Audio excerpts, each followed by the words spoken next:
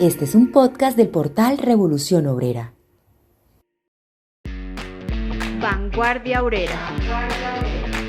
Opinión y análisis político. Bienvenidos. Hoy es martes 26 de mayo del año 2026. Los estamos saludando muy fraternalmente a todos los que acompañan ya este episodio, el 235 de Vanguardia Obrera, en compañía de nuestros compañeros de mesa que siempre afortunadamente nos acompañan para compartir con ustedes algunas opiniones sobre temas importantes a nivel nacional e internacional. Compañeros, ¿cómo se encuentran Adela y José? Bien, Ricardo, gracias. Un saludo para ti y para José. También para el equipo técnico y para todos nuestros seguidores, invitándolos pues a compartir este nuevo episodio de Vanguardia Obrera. Por mi parte, muy bien también, compa Ricardo, una alegría de compartir nuevamente con ustedes. Y bueno, un saludo pues a nuestra querida audiencia. Bueno, en época electoral, que es donde estamos ahorita, hoy estamos a 5 días de las elecciones presidenciales de la primera vuelta que se van a desarrollar en Colombia el 31 de mayo. Y pues obviamente es uno de los temas que hemos tratado en los últimos episodios. Todos los que nos han acompañado y han tenido la oportunidad de escuchar nuestros podcasts últimos se habrán dado cuenta que hemos desarrollado varios sobre la campaña electoral y sobre todo hemos analizado lo que son los programas de los candidatos más representativos, los que más están como en posibilidades pues de ganar las próximas elecciones, mirando realmente qué es lo que se proponen, cuál es el alcance de esos programas, si realmente pueden, si tienen primero que todo dentro de sus contenidos las soluciones a los problemas más importantes que vive la sociedad y sobre todo los trabajadores en Colombia, pero sobre todo las posibilidades que tienen realmente de llevarlos a cabo. Y dejamos como último, que es lo que vamos a desarrollar en el día de hoy con los compañeros de mesa, hablar algo sobre el programa para la revolución en Colombia que proponen los comunistas revolucionarios en este país. Poder mirar qué es lo que realmente consideran los comunistas que hay que hacer aquí en Colombia para no solamente pues resolver algunos pequeños problemillas o mejorar relativamente las condiciones de la clase obrera y de los campesinos y en general de todos los trabajadores en Colombia, sino realmente qué es lo que necesita. Sobre todo es desde ese punto de vista, desde ese aspecto, desde donde se tiene que juzgar qué es lo que necesita la sociedad colombiana y qué tan posible es de realizarlo, ¿no? Porque es esa relación de las dos cosas, ¿no? Entonces hoy vamos a hablar de ese programa para la revolución en Colombia, de su esencia, de lo que la compone, de cómo se realizaría, de qué se necesita para realizarlo, y por ende pues los invitamos a todos para que nos compartan sus inquietudes, para que nos envíen sus comentarios y nos contribuyan para que este podcast pueda llegar a muchos más trabajadores, tanto en Colombia como a nivel internacional.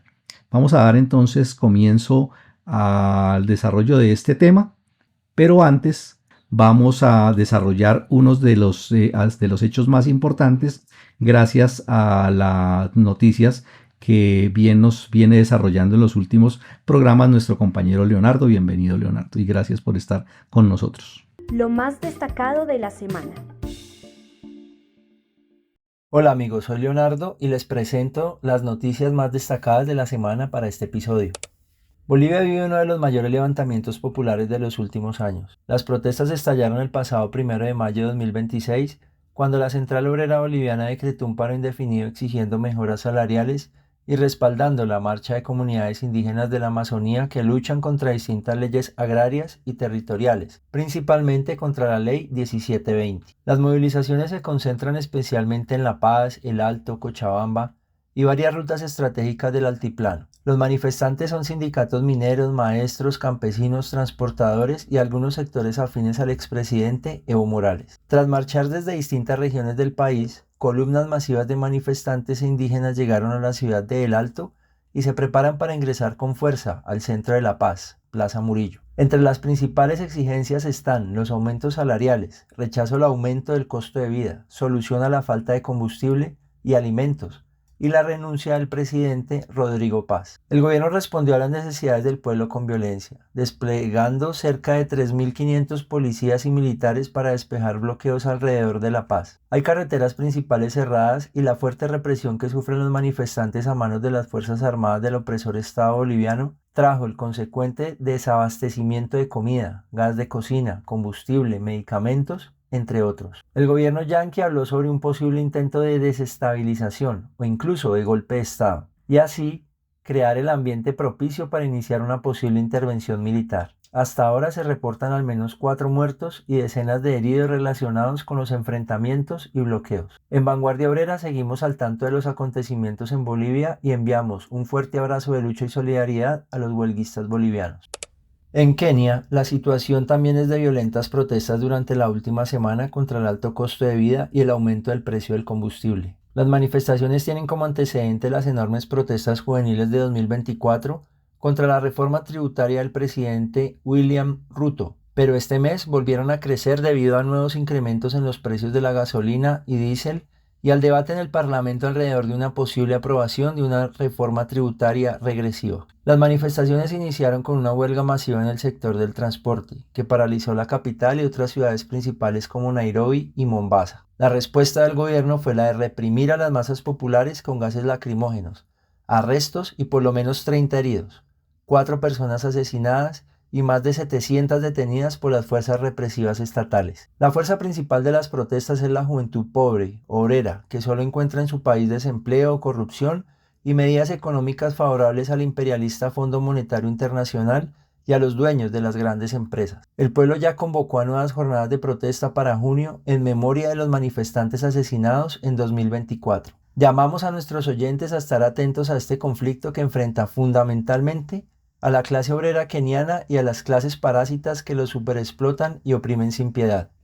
Respecto a Palestina y a la flotilla humanitaria que viajaba hacia Gaza, se conocieron denuncias muy graves por parte de activistas detenidos por Israel. La flotilla Global Summit denunció que activistas fueron golpeados, sometidos a descargas eléctricas, humillaciones y violaciones sexuales y abusos físicos durante su detención. Algunos reportaron fracturas y hospitalizaciones. Como es natural en los cobardes sionistas, Israel negó las acusaciones. Parte de los activistas ya fueron deportados. A su vez, continúan las informaciones sobre una nueva avanzada militar terrestre israelí en Gaza para ampliar el control sobre zonas del norte y del centro, mientras crece la crisis humanitaria. A su vez, avanza un nuevo intento de llevar ayuda humanitaria por tierra a Gaza por parte de Global Summit Turquía, con el denominado Convoy Negro. La noticia es que el día de ayer recibieron ataques por parte de vehículos sin identificación. Están obligando a los activistas a subir por la fuerza a esos vehículos y se los están llevando a paraderos desconocidos. De otro lado, organizaciones palestinas y de derechos humanos denuncian además el deterioro de la situación de los presos palestinos en cárceles israelíes, incluyendo denuncias de aislamiento, torturas, falta de atención médica y abusos sistemáticos desde el inicio de la invasión. Los invitamos a estar alertas ante todas estas situaciones de agresión contra los palestinos y contra aquellos luchadores populares que se oponen al genocidio que comete Israel contra Palestina. Estas fueron las noticias en Vanguardia Obrera. Bueno, yo creo que para meternos pues en el programa para la revolución en Colombia es necesario, y particularmente creo que se trata del programa para la revolución en Colombia que ha propuesto la Unión Obrera Comunista. Es el programa pues de los comunistas en este país, pero él tiene una larga historia porque hace parte de la propia historia de la clase obrera. Es decir, es más de un siglo de lucha de la clase obrera por constituirse en clase para sí, es decir, consciente de su situación en la sociedad y de su misión histórica, sus ideales, sus propósitos condensados en eso que llamamos el programa. Una historia que, entre otras cosas, les invito a conocer en las páginas de Revolución Obrera, en el artículo, en el portal pues Revolución Obrera Ahora, en el artículo que se llama Breve Historia del Programa de los Comunistas en Colombia. La historia pues de ese programa viene desde que surgió la clase obrera, pero tal vez el esfuerzo más serio y podemos decir el más reciente es producto de la investigación económico-social y de la lucha de ideas teórica y, en fin, de diferentes grupos, colectivos e individuales comunistas desarrollada especialmente desde la década de los 90, desde la revista Contradicción. Y esto es muy importante tenerlo en cuenta, porque ha sido investigación y lucha teórica que viene desde el antiguo Partido Comunista de Colombia, marxista-leninista, en lucha contra los programas burgueses y pequeño burgueses que solo han buscado, cuando más, reformar el sistema de explotación y de opresión que rige la sociedad colombiana. Este programa, que llamamos el Programa para la Revolución en Colombia, fue formalmente aprobado como el programa de esta organización en su asamblea de fundación realizada en 1998. 1998. Pero a su vez es la propuesta de programa para la unidad de los comunistas en el Partido Comunista Revolucionario de Colombia. Surgió entonces como la necesidad no solo de unir alrededor de una propuesta científica y revolucionaria a los comunistas auténticos, sino además para deslindar campos y diferenciarse de las otras corrientes que posan de izquierda, pero que en esencia y a la final solo pretenden reformar el sistema capitalista. Podemos decir que ese importante documento tiene tres grandes pilares. En primera instancia, es una caracterización científica de la sociedad colombiana como un país capitalista dominado u oprimido semicolonialmente por el imperialismo, principalmente por el imperialismo yanqui. Colombia, por tanto, pues se supone o se parte de que esta no es una isla, sino que forma parte del sistema mundial capitalista imperialista, es decir, un sistema que está agonizante, sumido en una profunda crisis que lo hace maduro para la revolución. Por consiguiente, y en segunda instancia, se propone no reformar este sistema, es decir, al capitalismo, este capitalismo que se está muriendo, no necesita más reformas, sino trabajar por la revolución, lo cual exige construir el partido de la clase obrera, es decir, el Partido Comunista Revolucionario, el destacamento necesario para dirigir toda la lucha del pueblo colombiano contra sus enemigos. La dirección que lleva implícito, pues, de la guerra popular para alcanzar la victoria. Se entiende, entonces, que no se plantea unas medidas para llegar al gobierno del Estado burgués, no abriga ninguna esperanza en que las grandes transformaciones que necesita la sociedad se puedan alcanzar mediante las elecciones o como vía estratégica, pues, para conquistar el poder.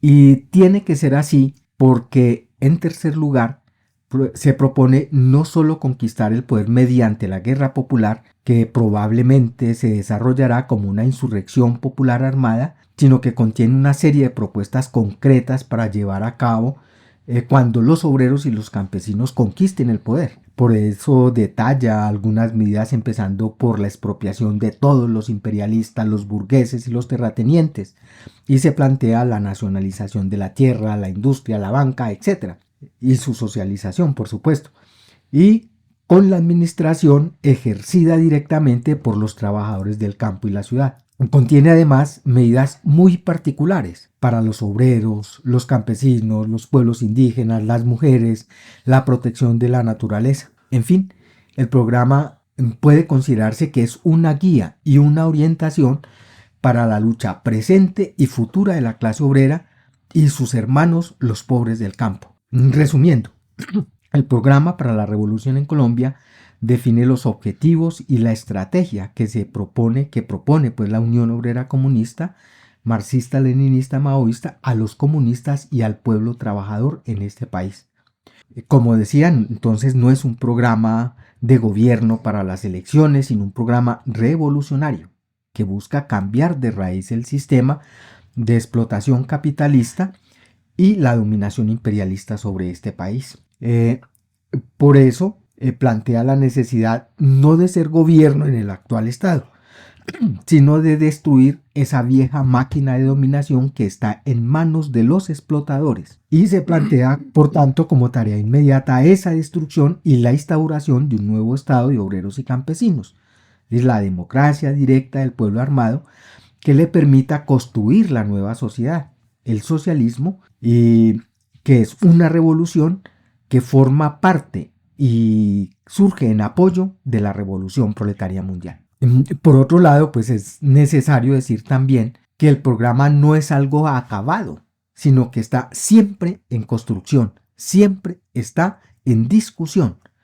De hecho, este programa para la revolución en Colombia ha tenido algunas modificaciones en varias de las 16 asambleas que ha realizado la Unión Obrera Comunista, a la vez que también se han realizado varias ediciones. La más reciente es la 4ª edición de enero del 2015. Y entiendo pues de que se ha propuesto hace varios años una nueva edición porque esta ya se encuentra agotada, pero que amerita también modificaciones. A ello hay que agregar, además, que la Unión Obrera Comunista hizo una versión popular de ese programa en el folleto que tituló A los obreros y los campesinos, ¿qué piensan y se proponen los comunistas en Colombia? Este folleto también lo encuentran pues en el portal Revolución Obrera. Según me han comentado los compañeros a propósito de esto, a quienes les he preguntado, tanto la edición completa como la versión popular del programa se encuentran agotadas. Estas últimas, se consigue algún ejemplar de versiones anteriores del programa completo, pues del programa extenso, pero no la última. Y puedo concluir pues de todo esto, hasta donde yo conozco, ningún partido o grupo político revolucionario en este país ha mantenido esa coherencia, ni ha hecho un esfuerzo tan grande en este terreno de armar a los trabajadores con la explicación de las causas más profundas de la situación y las condiciones de existencia de los proletarios, de la explicación sobre las clases sociales en este país, de su lucha inevitable, así como hacia dónde marcha la sociedad obedeciendo a todas esas contradicciones. Esto es lo que yo tendría que decir de entrada pues de la historia y por qué es tan importante.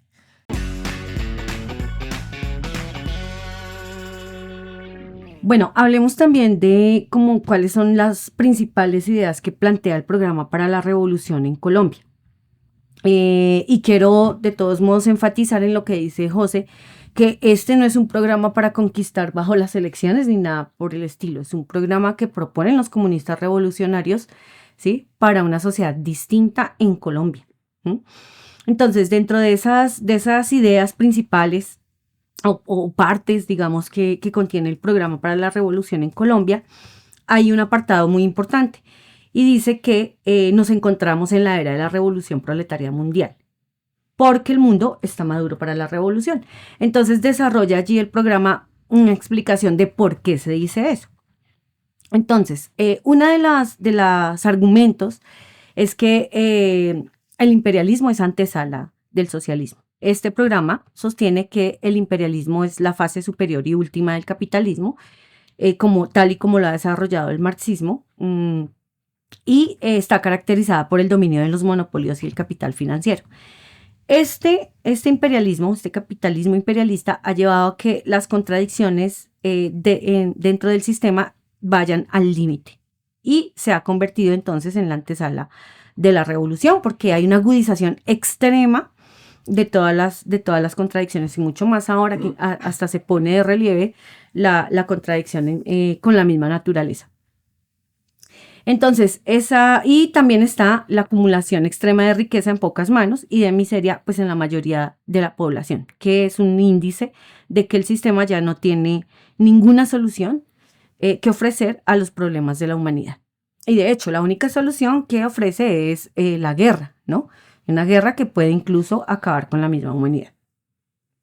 Pero además se argumenta en el programa que se inaugura una nueva era, que es la era de la revolución proletaria mundial. ¿Y por qué?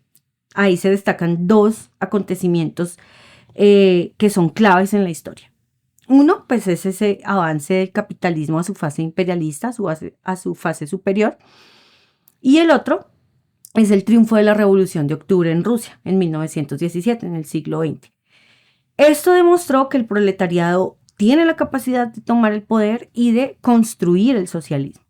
Y desde ese entonces el programa afirma que la era de las revoluciones burguesas ya caducó y cualquier movimiento revolucionario real debe estar ligado entonces a la lucha del proletariado contra el sistema capitalista imperialista. Explica también por qué se dice que el mundo está maduro para la revolución, y entonces ahí se tienen en cuenta unas condiciones materiales que, por supuesto, desde que se desarrolla el programa no es algo acabado, ¿no? El programa es algo que se tiene que ir actualizando, que tiene que ir acorde con la realidad concreta y que debe analizarse cada vez que cambian las condiciones en la sociedad, ¿sí? No es un asunto estático, es un asunto dialéctico. Pero entonces ahí nos explica que las tesis de que el mundo está maduro para la revolución se basan en que ya existen unas condiciones materiales necesarias para el socialismo que por lo menos se mantienen y que hay unas nuevas, ¿no? Entonces está la producción socializada. ¿Qué quiere decir esto? Que ya el mundo es una gran empresa, es una gran fábrica, la producción es un proceso social, pero la apropiación sigue siendo privada. Está también el avance del aparato técnico, el desarrollo tecnológico y organizativo en bancos, en grandes industrias, creó herramientas que permiten una regulación social y planificada de la producción. Recordemos que bajo el capitalismo el sistema de producción es anárquico, pero en el socialismo el sistema de producción se planifica. Y a esto sumémosle, que es un asunto que también toca escudriñar un poco más, y es el avance y la revolución digital, pues todo el avance tecnológico en ese terreno. Otras condiciones materiales que se exponen allí son la fuerza del proletariado, ¿no? El crecimiento y la extensión del proletariado en todo el mundo lo convierten básicamente en el sepulturero inevitable de la burguesía como fuerza, ¿no?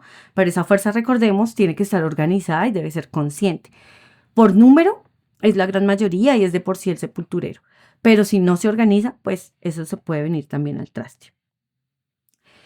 Bueno, se explica también por qué es la era de la revolución proletaria mundial y que el mundo está maduro para la revolución porque confluyen dos grandes corrientes, ¿sí? El programa identifica la lucha del proletariado por el socialismo en los países capitalistas, pero también la lucha de los pueblos oprimidos contra la dominación imperialista.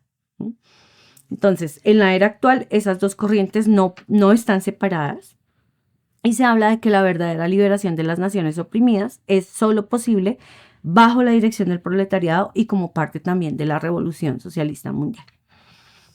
Otro indicador, ¿sí?, de esta parte que nos explica el programa es el fracaso de la burguesía, ojo, y también del reformismo. Entonces, pues digamos que históricamente la burguesía siempre ha sido impotente para resolver las crisis que su mismo sistema genera, y el programa critica duramente las reformas democráticas y el nacionalismo pequeño burgués también, porque argumenta que al no romper con la propiedad privada y con el Estado burgués como máquina de opresión, ¿sí?, pues terminan preservando básicamente el sistema de explotación. Y es que, de hecho, el Estado burgués es la superestructura de este sistema económico. Entonces, si no se destruye, pues digamos que básicamente no se está tocando la estructura. No hay cambios estructurales, como dicen ahora. Otro asunto es el carácter inevitable de la victoria. La revolución, digamos que no es un asunto de querer, de deseo, sino que es una necesidad histórica y es una necesidad científica.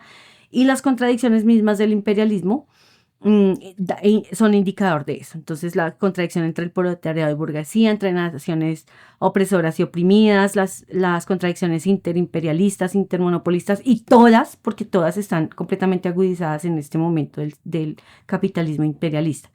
Eso asegura un colapso que es inevitable del sistema y necesita, pues, de todos modos, la dirección revolucionaria para poder pues instaurar un sistema diferente, ¿no? En este caso el socialismo en marcha al comunismo. Pero también nosotros tenemos que ver que esta necesidad histórica la realidad misma nos la está mostrando, ¿no? De un lado están los preparativos de guerra interimperialista, ya esto lo venimos alertando desde hace rato, y bueno, pues digamos que los sucesos del mundo dan cuenta de ello, ¿no? Ellos se muestran los dientes, ellos tienen bases militares, ellos están desarrollando un genocidio, están invadiendo. Bueno, todo está completamente colapsado y creo que eso ya no es un secreto, ¿sí? Están preparándose para la guerra. Pero también hay un ciclo de luchas populares que hacen ver la inevitabilidad de la victoria. Por lo menos desde 2018, la movilización en los diferentes países del mundo no ha parado. Y tiene su razón de ser, porque es que efectivamente la burguesía descarga sobre las espaldas de los desposeídos su crisis. Y eso genera resistencia, eso genera movilización, eso genera lucha.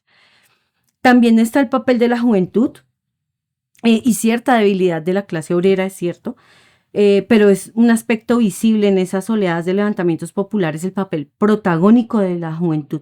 Y de pronto la poca participación también que ha cumplido la clase obrera organizada. Eso también tiene su razón de ser y tiene su base en la influencia del oportunismo en las direcciones obreras.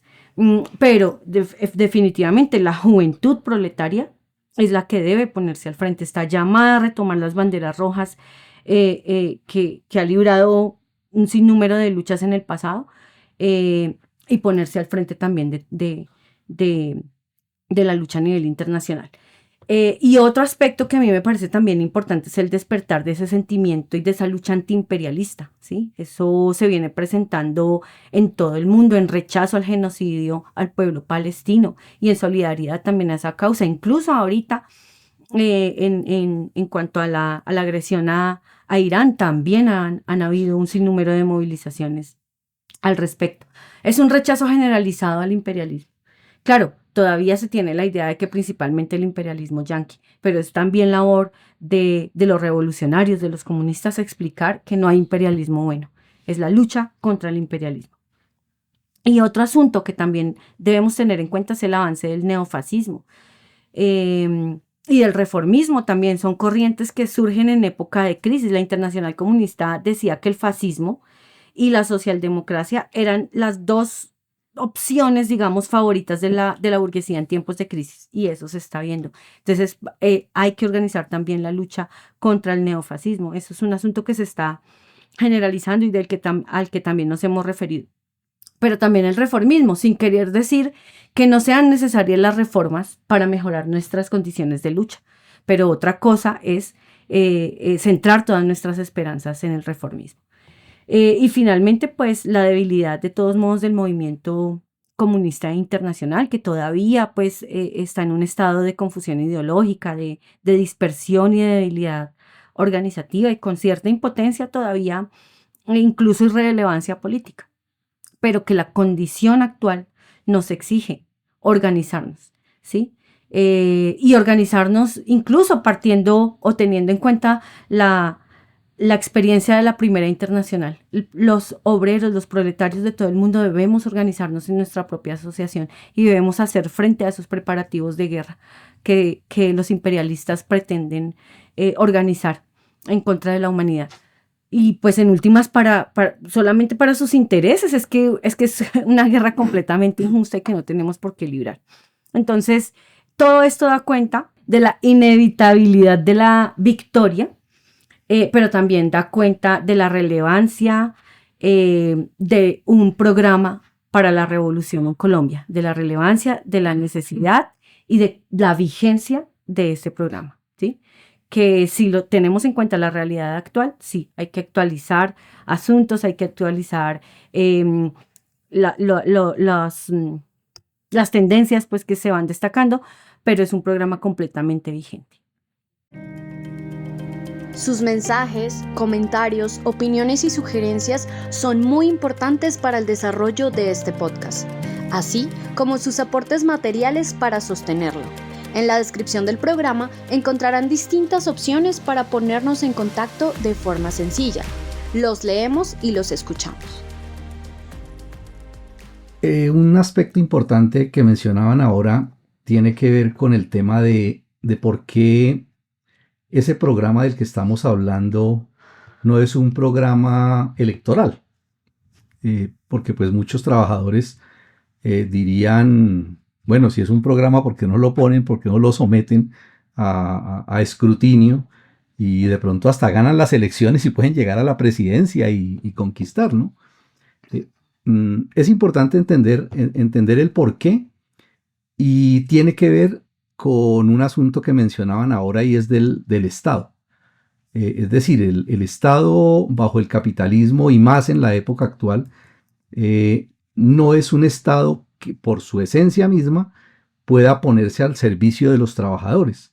Es decir, es una utopía y es una gran mentira que se pueda impulsar un programa revolucionario transformador de las bases, pues, de lo que se necesita realmente para mejorar las condiciones de los trabajadores, en ese aparato, en ese cascarón que es el Estado actual. No se puede hacer. Es decir, no puede ser un programa para gobernar bajo las condiciones actuales de la sociedad, y por ende uno de los asuntos esenciales, pues, el programa para la revolución en Colombia es acabar con ese Estado y construir uno nuevo. Es un aparato, es un Estado completamente diferente, ¿sí? Y quería mencionar eso para pasar a otro tema que me parece muy importante, y tiene que ver con la necesidad para poder cristalizar y llevar a que ese programa pueda llevarse a buen término y pueda realmente conquistarlo. Se necesita un partido político. La clase obrera necesita constituirse como partido político independiente, porque es una necesidad de toda clase. Es decir, si no hay una dirección política, sencillamente los intereses, la lucha, los movimientos que dan, las huelgas, los paros, todo lo que se haga, van a terminar siendo aprovechados por otros intereses de clase, por otras clases, y es lo que se ha visto, lo que se vio en el levantamiento popular, lo que se ha visto en otros países en grandes huelgas donde incluso tumban presidentes, pero al final de cuentas eso no lleva, pues, a transformaciones radicales, y es porque no hay una dirección política. Y el tema de la dirección política organizada no es una cosa de ahora. Desde que surgió la clase obrera, tuvo que luchar, y desde el momento en que tuvo que luchar por sus intereses, surgió con esa misma necesidad de luchar la necesidad de construir una dirección organizada, compuesta por los mejores hombres y mujeres de la clase obrera, con las mismas luchas del surgimiento. Lo vemos históricamente, ¿no? Fue precisamente en el mismo siglo XVIII cuando surgieron las primeras formas de organización. Es decir, surge el capitalismo, los obreros tienen que luchar, y aparecen formas embrionarias, si se quiere, como los que recordamos como los luditas o los destructores de máquinas. Obreros que se organizaban para eso, para destruir, pues, las máquinas, porque eran lo que ellos ubicaban como los enemigos. Pero a partir de eso también después surgieron otras formas de organización, como las que se llamaban sociedades de socorro mutuo, que eran organizaciones de obreros donde se juntaban, creaban fondos económicos con lo que cubrían enfermedades, accidentes, viudez, recogían fondos para las huelgas. Surgen después el movimiento de los cartistas, surgen los sindicatos, surgen las cooperativas. Es decir, la misma lucha crea la necesidad de que surjan organizaciones. Esa gran cantidad de formas organizativas y otras, pues, que seguramente existieron, se organizaban para enfrentar sobre todo las consecuencias inmediatas de las medidas económicas y sociales que tomaban los gobiernos. Es decir, de alguna manera era una reacción espontánea, eran formas espontáneas, pero al final de cuentas eran formas organizativas, ¿sí?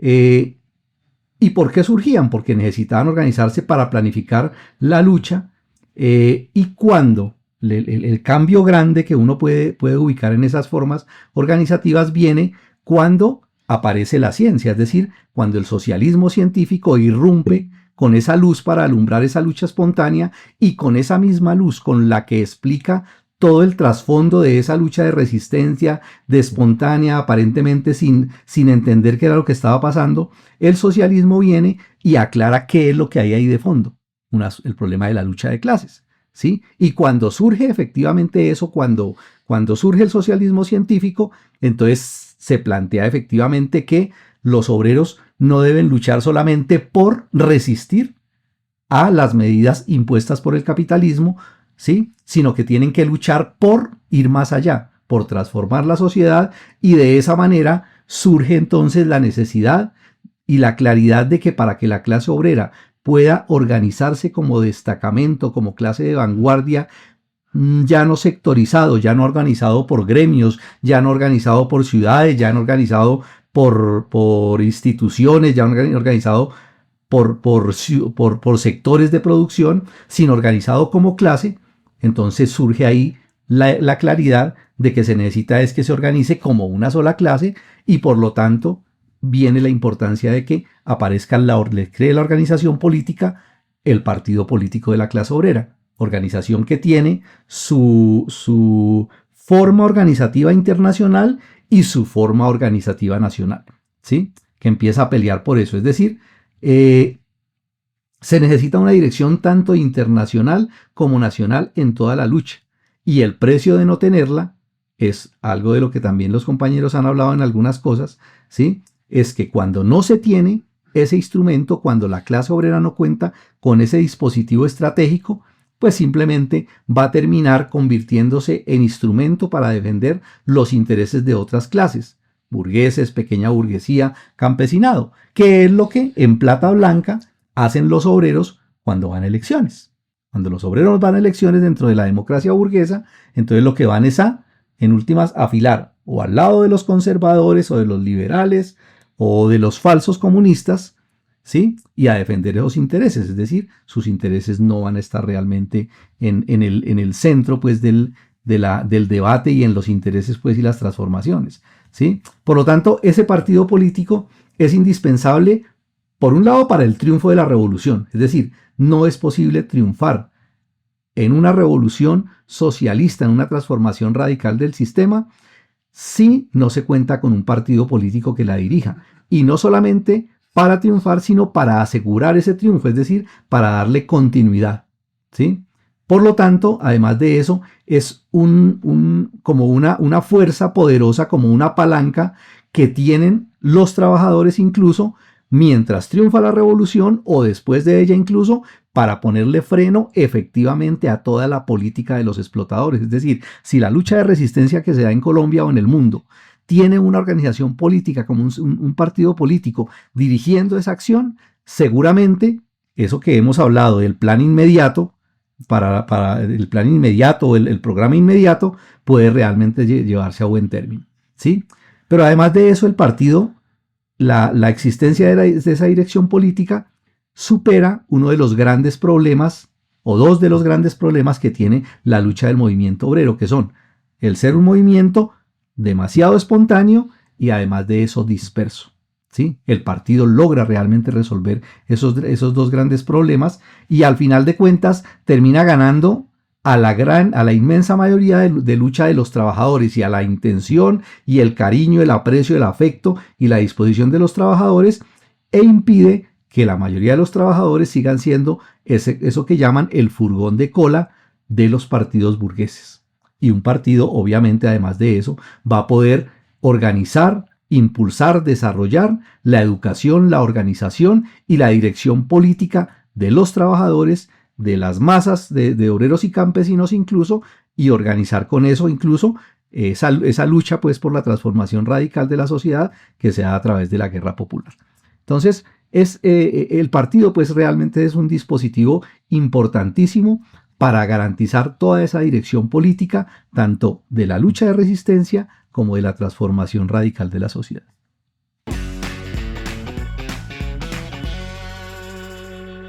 Ahorita el compañero Ricardo hablaba del programa inmediato y me parece muy importante porque ese ha sido otro esfuerzo de la Unión Obrera Comunista. ¿A qué le llamó programa inmediato? Desde el 2019, cuando se presenta la lucha contra el paquetazo de Duque, y posteriormente, durante el levantamiento popular e incluso después del levantamiento del 2021, la organización se ha preocupado por presentar en la forma de un programa las banderas de lucha del pueblo trabajador colombiano. Esas banderas de lucha que están consignadas en eso que llamó el programa inmediato fueron las reivindicaciones populares, que contenía pues desde el asunto de acaba de abolir la ley 50 del 90, la ley 100, la que privatizó la salud, educación para el pueblo, educación y vivienda para el pueblo, alza general de salarios, devolución de las tierras despojadas a los campesinos,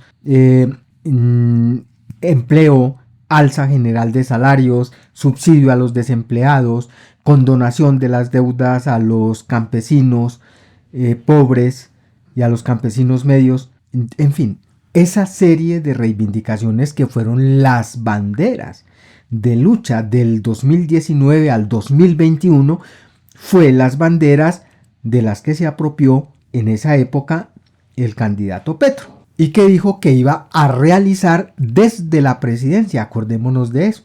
Dijo, llegó la hora de cambiar las barricadas por la manifestación pacífica porque vamos a hacer gobierno y desde la presidencia vamos a llevar a cabo, a cumplir con estas exigencias del pueblo. Y el hecho concreto es que 4 años después, ni siquiera la liberación de los detenidos en las protestas, es decir, de que criminalizaron a nuestros jóvenes del levantamiento, los liberó.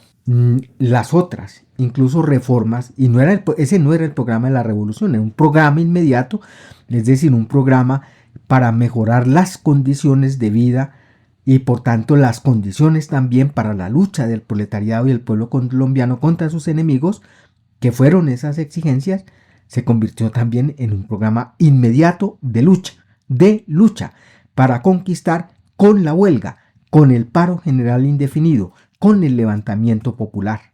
El camino del reformismo propuso lo otro, llevar a Petro a la presidencia para cumplir con ese programa inmediato que hemos visto 4 años después no se ha cumplido.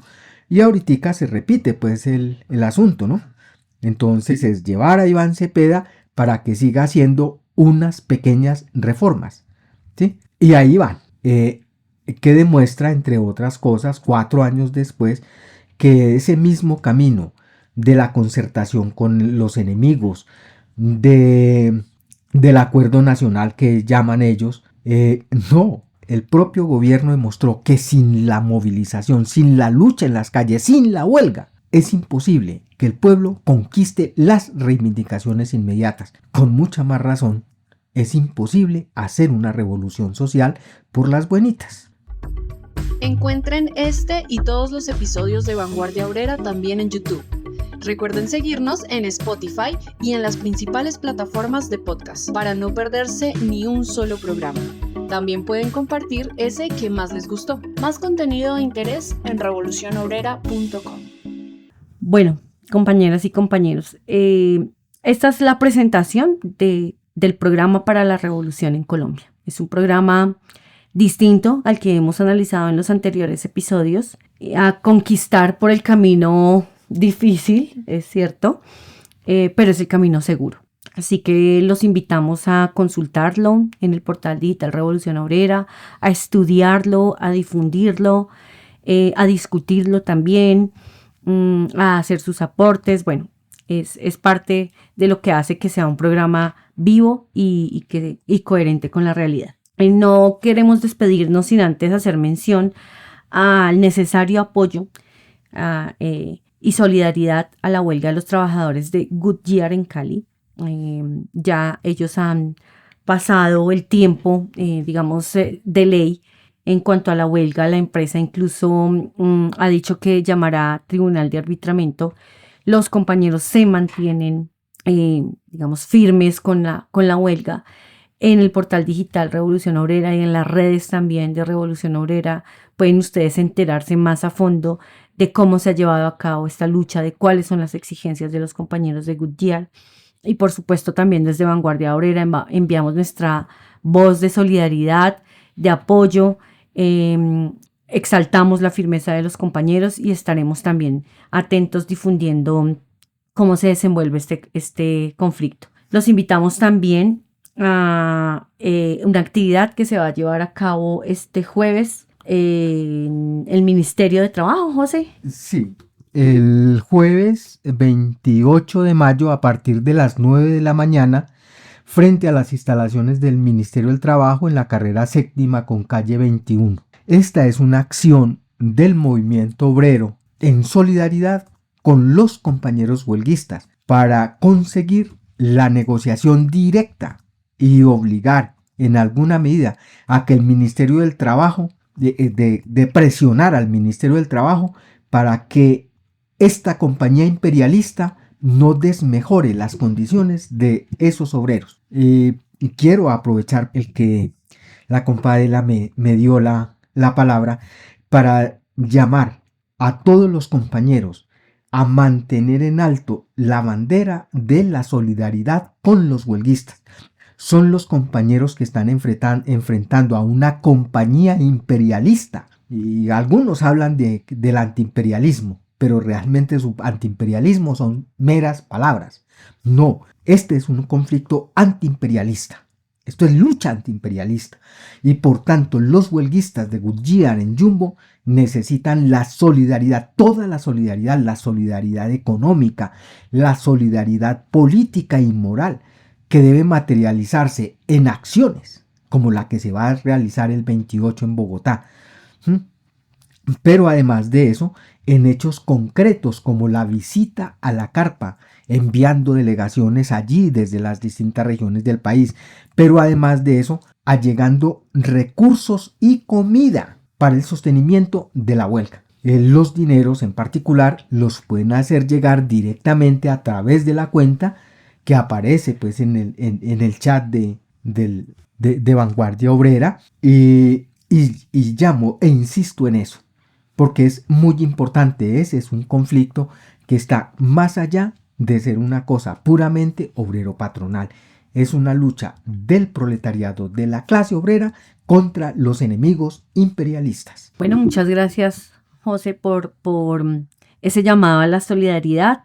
Los llamamos también a adquirir un nuevo folleto que se está promocionando acerca del Estado de Vladimir Lenin, muy acorde ahorita en esta época electoral.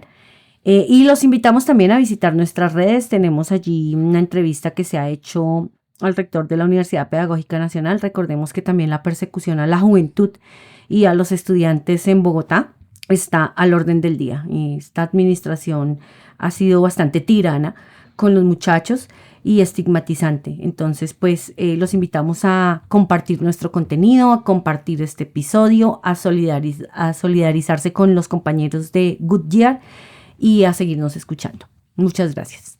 Los esperamos sin falta en el próximo episodio de Vanguardia Obrera, donde seguramente el tema que vamos a desarrollar es el análisis de las elecciones del 31 de mayo. Inviten a todos sus contactos, compartan esta transmisión y nos escuchamos en el próximo Vanguardia Obrera.